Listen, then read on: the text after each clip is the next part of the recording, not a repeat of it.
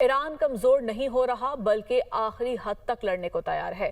खुफिया अमरीकी केबल में इंकशाफ। अमरीकी अखबार ने महकमे खारजा के केबल का हवाला देते हुए कहा कि अगर ईरानी शहरी हुकूमत के खिलाफ सड़कों पर निकले तो उन्हें कत्लेआम का सामना करना पड़ सकता है। इसराइली हुकाम का अंदाजा है कि ईरान की हुकूमत कमजोर नहीं पड़ रही। सूरत हाल का दराक होने के बावजूद इसराइली हुकाम ने अवामी बगावत की उम्मीद जाहिर करते हुए अमरीका पर जोर दिया कि अगर ईरान में एहतजाज शुरू हो तो वो मुजाहिरीन की हिमायत के लिए ईरान कमजोर नहीं हो रहा बल्कि आखिरी हद तक लड़ने को तैयार है।